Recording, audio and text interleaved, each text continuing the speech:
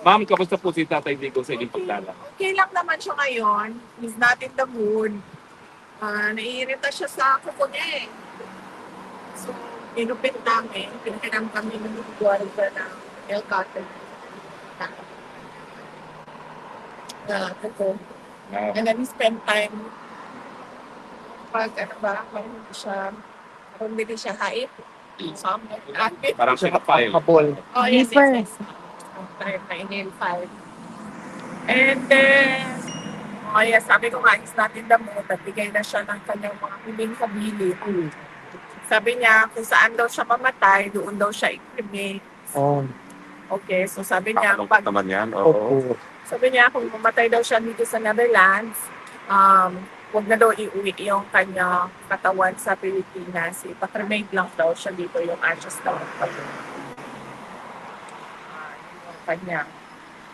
And then, sabi ko, discuss na lang natin sa susunod kasi hindi ako pro-cremation. Hindi ako pro-cremation. Tapos siya, pro-cremation siya. And then sabi ko sa kanya, so anong mangyayari dito kung kunwari hindi namin sundin yung mapilin mo na i-cremate ka. Sabi ko, ilibing na namin dito sa tabi ng tatay mo. Babalik ka ba? Sabi ko, babalik ka ba? Sabi niya, well, hindi naman, pero pag-isipan ko, kung pumultuhin kita o hindi. So, yun yung discussion na yun. How did you feel po nung nagganyan si Tatay Digong? Kami, nalulungkot kayo. Yeah. Daming gusto na umiyak. Yeah. Well, natural din naman na siguro yung sa 8 years old, no? Na mag-isip na ganon. So, and mabuti na rin yun na alam natin lahat kung ano yung kanyang last wishes para magagawa yun pag nangyari. Are you prepared for that, Vice President? Ang objection ko lang is hindi nga ako pro-cremation. So, ang takot ko lang din is baka multuhin niya ako pag isinagag yung kanyang kapilit na pagpang-cremation. So, yeah. Ma'am, once again, you've proven you're a woman of steel kasi yung dalawa mong kapatid na lalaki, very emotional pag nagkaganyan na si Tatay Digong. Where do you get the strength? Well, galing din siguro kay PRD na, diba, turo niya, ilang beses ko na rin nasabi na turo niya talaga na huwag umiyak. In fact, isang beses na bumisita kami dyan, na umiyak si Kitty, ay nagalitan pa niya na hindi niya useless yung mga lupa. Meron ba siyang rini-request meanwhile? Wala. Yun, yung pagputol ng kuko niya, ni-request yun. And then, itak naman. Kanina, nag-request siya ng Coke Zero naman. Nabili niya naman po doon. Yes, nabigay ko naman yung Coke Zero. But I think, kasi hindi na ata siya ina-allow ng Coke Zero. So, nagsisikreto siya doon sa visitor center. Yeah. Pasaway ko yung Coke Zero. Nasabi ma'am ni Ma'am Elizabeth na tinigil na lahat ng gamot. Is that because wala na siyang sakit or? Hindi ko alam kung ano yung ni Ma'am. Sinabi. Hindi ko alam kung ano napag-usapan nila mother. Hindi din namin napag-usapan din kasi kanina yung kanyang health. Pero sa nakita ko naman, umayak siya, sobrang payak lang talaga niya. Siya na. Tsaka napansin ko kanina, hindi ko na pinensyon kasi medyo maganda yung food niya. Maganda yung cookies niya. Ako nag-therapy dito. Hindi ko nga alam eh. Maganda yung cookies niya. Kasi pumayat siya, di ba? So, you would expect na maglaylay ba? Hindi eh. Tight yung... Firm. Para siyang Volterra eh. Firm yung. Tight yung kanyang dito. Tsaka firm. Tapos yung kanyang wrinkles nandito lang sa noo eh. Pero ma'am, yung picture dyan, May hindi siya. skincare siguro sa loob na hindi natin alam. Ma'am, yung picture, hindi na yun ganun siya kaano. Hindi na. Okay. Ma'am, would it be possible for the Filipino people to even have a glimpse through a picture kay PRRD, ma'am? We will ask the lawyers Oo, if that is even allowed. And then we'll ask them to take a photo kung i-allow. Sa politika po, wala kayo napag-usapan sa politika? Wala naman, nabanggit ko lang sa kanya na chairman niya, Ms. Wadi, is in Davao City, si chairman. And then sabi niya na paabot daw sa kanya yung well-wishes niya. Nag-isap din kami kasi kailangan katawagan yung anak ni chairman niya, Ms. Wadi. And then, yun lang ang na-discuss namin. And one other, Dabawenyo na namatay, discuss natin. Then of course, yung father naman, then kasi ni PRD, diniscuss natin. Well, kailan po ang susunod yung bisita? Tomorrow, may bisita kami. Ito ko lang yung check. Kasi today is 1:30 to 3, no? Bukas is...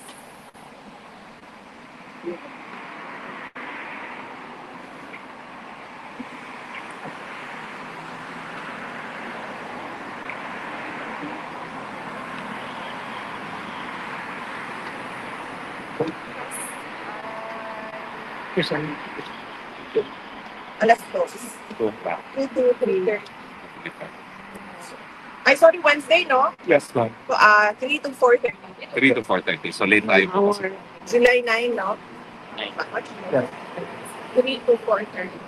Hindi ba nag-work po yung usual charm ninyo sa kanya na pag nakikita kayo, he lighted up? Wala today eh. I think si Panasis ata yung kinainisan niya eh. Bakit po? Nandito pala si Atty. Mans. Hi, Andito pala si Join us, Atty. Atty. Mans. Hindi namin alam na nandito ka pala. Hi. Aso nakapasok Hi, po si sir. Atty. Mans. Oo, kami yung partners. Kaya nga, I was going to ask asan sa bakit sa Diyos. Wala. Panasis na yun. Can I ask a question on a different matter?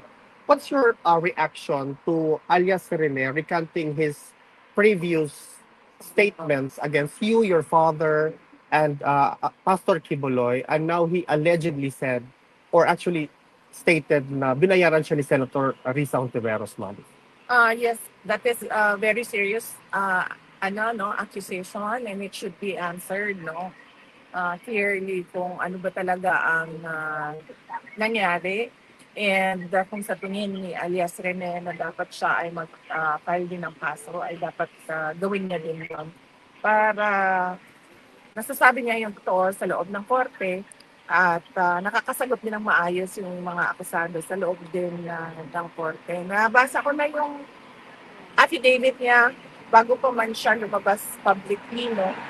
In fact, meron pa nga nakalagay doon na nakasama niya ang mga witnesses ko noon ng ICC doon sa isang bahay kung saan siya pinatira sa Hontiveros. Is that a reason for concern po na allegedly tanim ebidensya, tanim testigo, tapos meron siyang mga nakasama rin na mga testigo na dadalhin dito sa ICC na posibleng tanim testigo rin? Oh, yes. Of course. Oo. In fact, sinabihan ko din ng lawyer ni President Duterte na meron nga gano'n na statement yung witness against Pastor Kibuloy na ngayon ay nagsasabi na hindi totoo yung mga sinabi niya. Sinabi niya na nakasama niya sa tirahan mga witnesses ng ICC. Yung minsan po, in-advise niyo si Kong Pulong to seek the speakership. Ano kong status po? Hindi ko alam sa kanya. Hindi ko alam sa kanya kasi seryosohin niya yung suggestion ko. But wala pa kasi ako balita kung ano gagawin niya. Wala kayong balita kung sinong incoming speaker, incoming Senate President. Wala akong balita with the Senate and the House of Representatives. On another question, ma'am, what do you have to say or react to when 42% of Filipinos are not favorable to the impeachment case filed against you and 38% only agrees? Does this mean that dapat ibasura na nila yung impeachment complaints with respect doon sa mga senators? Well, siguro marami sa ating mga kababayan no, naiintindihan kung ano yung ginagawa laban sa akin at sa aming pamilya. It's a pure political persecution at harassment. Dapat bang ibasura? Tingnan ng mga senator judges yung mga arguments na dahil marami kami um, mga solid legal arguments kung bakit dapat i-dismiss ito impeachment complaint. Aabutan niyo ba ho yung first day ng impeachment pag-uwi niyo or wala pa kayo on the first day of the um, right after the right before the SONA? Will you be home? Hindi. Wala pa ako right before SONA. So, hindi pa ako makakauwi. In any event, nandun naman na yung lawyers and they're continually preparing the witnesses, our witnesses, for the impeachment and continually gathering the pieces of evidence needed. Last question po, no? May mga lumabas sa balita na meron na raw silang copy ng mga bank accounts niyo. Are you going to file legal action against those na kukuha ng mga bank statements niyo illegally? Wala pa na po pinakailan ng kaso. Lahat ng mga libelous na libas, na kaso, lahat ng harassment. Pinapasudyos ko na yan kasi sa tingin ko naman mas matindig ang galit ng Diyos no, kapag po natingnan. Sa bank accounts, inaantay ko na magkaroon ng trial wherein doon ko sasagutin yung mga question about sa bank accounts. Dahil sa ngayon naman, yun nga, illegal yung pagkuha nila na information with regard to bank accounts. So, wala akong obligasyon na sumagot sa kanila. Pero kung hindi matuloy yung impeachment, I will endeavor na umupo para sagutin yung mga allegations nila sa impeachment. Through the public. Meron pa kayong tanong? Anyone? Nag-ask na rin ako kay opinion ni Congressman Colong. Yun po, opinion lang po. Sa bahay ni tatay sa Bentay Park. Ito opinion. Opinion ko as a lawyer, kasi I think na-acquire yung property during sa live-in and PRC. And so it is ang status nun is co-ownership. Kaya niya siguro ibenta yung kanyang share pero hindi na pwedeng maibenta yung kay PRC. And depende na rin yon sa mapapag-usapan nila dalawa ni Hanilet at ni President Duterte kung anong gagawin nila sa bahay. As a lawyer yun, no? As a daughter, iniisip ko lang kung saan natitira si Pangulong Duterte kung benta nila kung siya yung house. Yun ang isa sa mga concerns namin. Yung mag-say interest kay Ma'am Isabel. That's what Congressman Colong said. Oo, may nabanggit si Mama na ganyan, na pwede naman dun sa bahay. Well, sana, depende yun sa mapag-usapan ni Hanilet at yung President Duterte kasi silang dalawa na pinilihan. Ma'am Showbiz, since tatanggapin siya ni Ma'am Elizabeth, is there reconciliation in the office? Walang Showbiz. reconciliation. Walang reconciliation. Ano lang, sabi ni Mama, okay naman daw na bumisita yung mga girlfriends. Walang problema sa... Grabe, no? Pagmamahal. Ayaw niyo ba yung Papa? Love ko na si Ayan pa. Ma'am, meron bang Wala na siguro, parang friendship yung kanila. Sport. Parang sport. Ano, ma'am? Sport ang tawag dyan. Ay malay natin, baka ma'am niya, kasalan of the century paglabas si Tatay Digong. Mas mag-awayan yung well, hindi ko na rin i-advise na magpakasal sila. Ikaw, flower girl, ma'am. Ano yun? Anyone else? Advice yun. Yes. Hello po, VP. Andy po from GMA Integrated News. Hindi ko po naabutan yung first part ng inyong ng inyong pahayag. Pero gusto ko pong tanungin kayo regarding din sa impeachment po nila. Kasi meron pong sinabi si Senator Zubiri na which hunt daw po yung impeachment trial sa inyo. Pero meron pong kumbaga, remark naman si Congresswoman Delina. Ang sabi po niya, unfair daw po na sa which hunt lang dahil daw yung sa gravity ng allegations against you. So ano po ang comment ninyo dun sa mga pahayag na yun na witch hunt daw po yung impeachment and then wala na po basehan yung pagiging witch hunt na yun? Ayoko na lang sumali siguro sa sagutan, no? Ni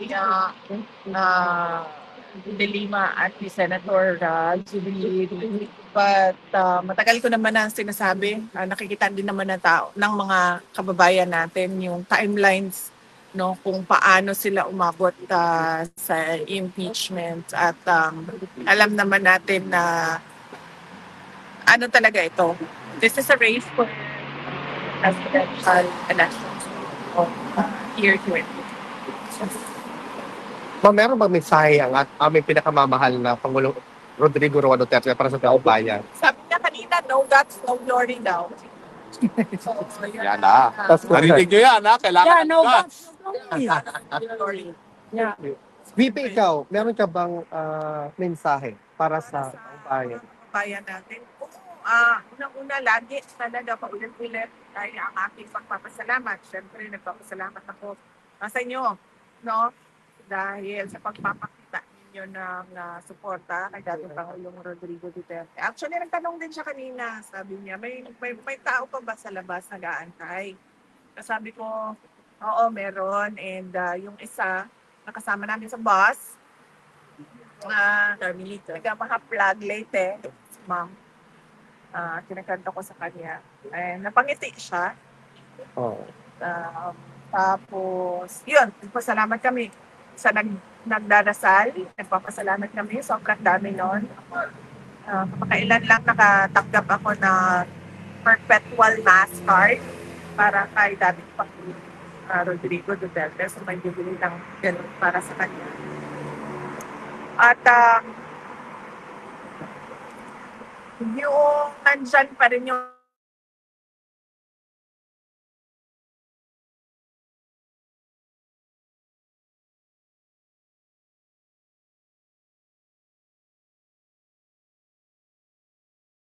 Kasi nabanggit niyo po yung kahapon pa tayo sa interview ni Atty. Harry na skin and bones na raw po yung itsura po ngayon ni former president.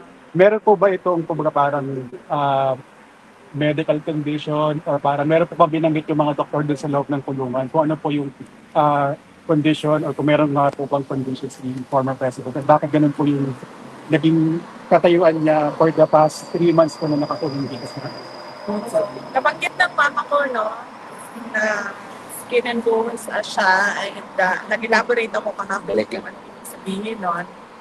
Sobra yung kanyang pagpayat. Yung nakikita ninyo doon ngayon, hindi na siya ganyan at all.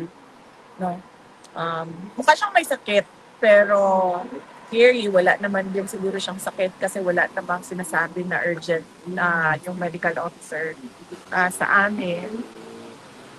Sa tingin ko lang, yung weight loss niya ay dahil posible yung una-una loss of appetite dahil na hindi siya sanay sa pagkain. At pangalawa, baka din kasi kinokontrol nung medical officer yung kain niya. Kasi diabetic Ma'am, isa pa rin po yung sa prosecution naman po. Naglabas na po sila ng 12, or naibigay na po sa defense yung 12 batch ng evidence. Napag-usapan niyo na po ba ito ni Atty. Kaufman? Kung ano po yung magiging susunod na hakbang sa mga dokumento na binigay po ng prosecution? Malamang pag-uusapan nila kasi kapasok lang nung lawyer, no? At saka yung assistant niya doon sa loob na yun. So malamang mapag-usapan nila yun. Meron po kayong access din sa document? Nakita po ba niya? Yung access ko ay pareho lang sa lahat. Kung ano yung nakapublish sa ICC website, yun lang din ang nakikita ko ng mga documents sa case. Ma'am, they have... medicine nito. I'm sure, oo, I'm sure he is given the medicines he needs dahil merong medical officer in charge sa kanya sa